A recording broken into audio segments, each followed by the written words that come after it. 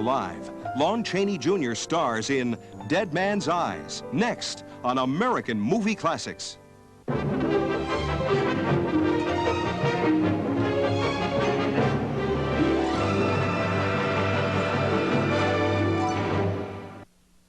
Okay, children, before there was such a thing as television, the little box that you're watching right now, we used to have a thing in the house called radio. It looked like this, and it had a dial on it. That's where don't touch that dial comes from. And when I was a kid, you know, you knew all the stations. There was WEAF and WJZ and WOR, and we knew that out west, they all started with K first. Well, anyway, we used to sit around before there was television, and we would watch the radio, literally. And you would hear these wonderful programs, and we'd use our imaginations and just take excursions all over the world just by listening with a little bit of imagination.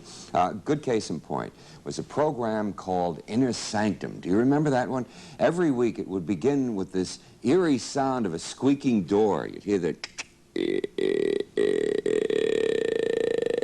and this very scary voice, his name was Raymond, would introduce the nice episode. He would say, "Good evening, friends, and welcome to Inner Sanctum," in an echo chamber. Scared the heck out of you. Well, in 1943, somebody over at Universal decided that Inner Sanctum would make a terrific series of horror movies. So they signed Lon Chaney Jr. to a 6-picture contract. Now, they preserved the scary opening with the door and everything, but instead of just hearing this disembodied voice, the way we used to listen to the radio, every installment that you would see had a disembodied head. Great idea. I mean, if you had pictures, you might as well use them. Lon Chaney made his living from portraying monsters and murderers on the screen. So he spent a lot of time thinking about the role of the horror movie in society. He felt that horror pictures could be outlets for pent-up feelings, and that the pictures help people disperse unacceptable thoughts and emotions. Pretty heavy stuff for a horror impresario.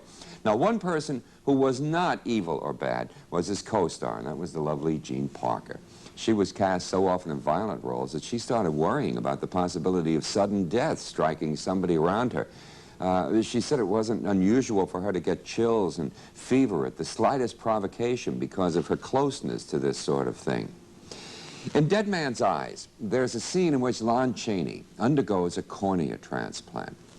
Now, most of us would think of transplants such as this as being recent medical innovations, but cornea transplants theoretically were possible back in 1944. When we used to listen to a radio like this. Now, Dwight Babcock, who wrote the screenplay, spent weeks researching the topic, making sure that the medical and scientific details were correct. So what you're seeing was absolutely accurate, at least in terms of 1944 standards.